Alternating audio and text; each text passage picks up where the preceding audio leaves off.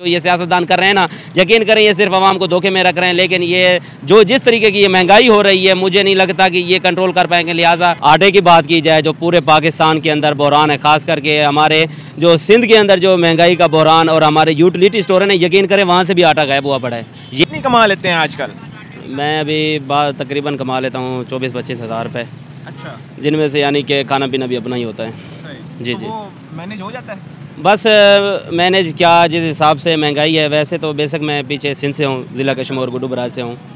तो महंगाई तो खैर इतना हुई पड़ी है कि इंसान आम आदमी तो जो 30 हज़ार कमाने वाला है वो भी सोच रहा है कि बिजली का बिल कहाँ से पे करूँ, गैस का बिल कहाँ से पे करूँ, जो बच्चों की ट्यूशन है वो कहाँ से पे करूँ। जो इस टाइम आटे की बात की जाए, जो पूरे पाकिस्तान के अंदर बहरान है, ख़ास करके हमारे जो सिंध के अंदर जो महंगाई का बहरान और हमारे यूटिलिटी स्टोर है ना, यकीन करें वहाँ से भी आटा गायब हुआ पड़ा है। ये तो महंगाई की ने तो वैसे भी हमें चक्की में पिसा के रख दिया हुआ है। लेकिन बात की जाए कि हमारे गवर्नमेंट के इदारों की, वो पता नहीं क्या कर रहे हैं। हमें तो समझ नहीं आ रही कि अवाम का वोट लेकर असम्बलियों के अंदर जो लेकर वोट गए, हमें समझ नहीं आ रही कि वो इस वोट का कर क्या रहे हैं। इतना महंगाई कर दी है। आटे की बात की जाए तो आसमानों से बात करने लगा है, 5,000 रुपये मन के करीब हो चुका है। तो घी की बात की जाए तो एक बंदा जो 1,000 रुपये कमाने वाला है वो क्या करेगा? वो घी लेगा। घी तकरीबन 550-600 रुपये किलो के करीब हो चुका है। आटे की बात की जाए तो 110, 130, 40 पे पहुंच चुका है। तो चीनी की बात की जाए तो 100 के करीब वो पहुंच चुकी है। सबके पीछे कौन है ये हुक्मरान ही है। कौन से हुक्मरान? ये कुछ जो हैं पहले वाले थे, कुछ ने जो एक पहले महंगाई की थोड़ी सी जो है रेस दी थी, अब जो अभी आए हैं उन्होंने भी यानी कि पहिए को दबा के रखा हुआ है। तो कोई नहीं सोच रहा, वो उनके ऊपर डाल रहे हैं, वो उनके ऊपर डाल रहे हैं। लिहाजा मेरे हिसाब से तो इनके पीछे ये दोनों ही हैं। अच्छा। कुछ एक जब 2018 की अगर बात की जाए तो उस टाइम अगर घी की ऑयल की बात की जाए उस टाइम था 180-90 रुपये। तो जब तब्दीली आई तो तब्दीली 190 से जो है उसने तकरीबन 400 के करीब जाके उसने ब्रेक लगा दी। अब इन्होंने जो उस ब्रेक से यानी कि पाँव को उठाया है और यानी कि इन्होंने जो स्पीड दी है, इन्होंने आगे जो है घी को 600 पे खड़ा कर दिया है।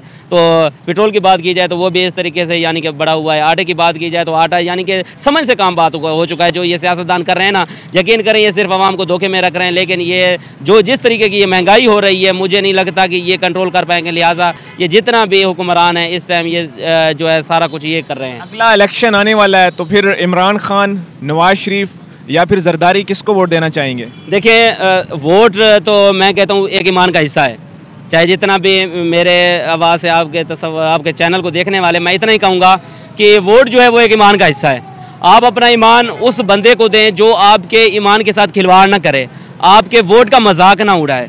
अगर बात की जाए इन तीनों की तो इस वक्त जो है ये यानी कि मैं ये कहना चाहता हूँ कि ये इस वक्त जो है ख़त्म हो चुके हैं। इनसे ये महंगाई कंट्रोल में नहीं आ रही है। मैं इतना कहूँगा कि आने वाले इलेक्शन में जो है यंग, जो अच्छी सोच रखने वाले नौजवान हैं, जिस तरह भी आपको आवाम की फ़िक्र है, हमारी फ़िक्र है, मैदान में आए हुए हैं, आवाम से पूछ रहे हैं क्या हम चाहते हैं। ऐसे हुक्मरान आने चाहिए जो आवाम के बारे में आगे रोडों पर पूछें कि भाई आपको किसी चीज़ की कमी तो नहीं है, आपको घी का मसला तो नहीं है, आटे का मसला तो नहीं है, चीनी का मसला तो नहीं है, आपको कोई मसाइल तो नहीं है, आपके खर्चात किस तरीके से, तो जिस तरीके से आप काम कर रहे हैं इस तरह के अगर लोग आ जाएँ, सियासतदान आ जाएँ, तो मैं समझता हूँ कि पाकिस्तान का जो ये निज़ाम है महंगाई का, ये चेंज हो सकता है। नवाज शरीफ का भी पता चल गया है, केसेस चल रहे हैं। उसके अलावा उसके ऊपर शहबाज शरीफ के ऊपर भी पता है, जरदारी का भी पता है। उसके अलावा जमात इस्लामी और इमरान खान बच रही है। जी जी। तो इन दोनों में से कौन सा अच्छा लग रहा है? आप इस दफ़ा किसको वोट देंगे? देखिए, मैं तो आपको बताऊं कि पाकिस्तान का कोई ऐसा वज़ीर आज़म नहीं है जिसने 5 साल जो है हुकूमत में पूरे किए हों।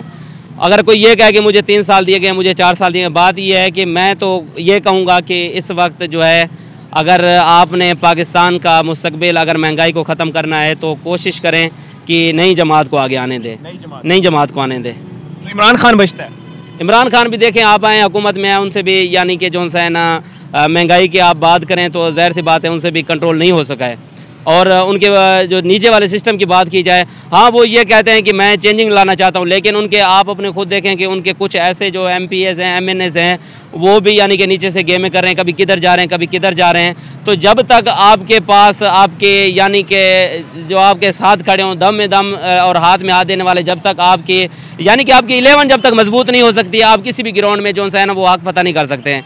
अगर वो आना चाहते हैं तो उनको पहले अपनी 11 पूरी करनी होगी, यानी कि उनको अपने जो है साथ में जो उनके साथ कंधे में कंधा देने वाले हों, उनके अगर उनके साथ होंगे ठीक, वो तो आगे आ सकते हैं। नहीं, अगर उनके पास नहीं है तो वो एक बंदा कुछ नहीं कर सकता है। चलें, आखिर में क्या पैगाम देना चाहेंगे आप अपनी जो हुकूमत है मौजूदा? मैं तो बस इतना ही कहना चाहता हूँ कि खुदारा जो हो चुका है, खुदारा आप बस करें, जितना महंगाई हो सके अगर आप इसको कंट्रोल कर सकते हैं, आपके अंदर है, तो आप हुकूमत में आप जिस चीज़ के ऊपर हाथ रखें, जिस चीज़ का ऑर्डर दें, वो पीछे आ सकती है। अगर आपके पास इस चीज़ का नहीं है तो आप हाथ ऊपर कर लें और कह दें कि भाई मुझसे गलती हो गई, मैंने आपसे वादा किया था जी मैं सब कुछ चेंज कर दूंगा, क्योंकि आप आए भी इसलिए थे कि आपने कहा था कि जी मैं सब कुछ चेंज करके रख दूंगा। अगर आपसे नहीं हो सका है तो आप खुदारा मेहरबानी करें कि मुझसे ये जो है महंगाई कंट्रोल नहीं हो सके, लिहाजा मैं आपसे माजरत करता हूँ, माफ़ी चाहता हूँ, और हुकूमत और अवाम इंशाल्लाह आपको माफ़ भी कर देगी और आप किसी और को आने दें ताकि पाकिस्तान का मुस्तकबिल जो है अच्छा हो सके। चलें, बहुत शुक्रिया, थैंक यू।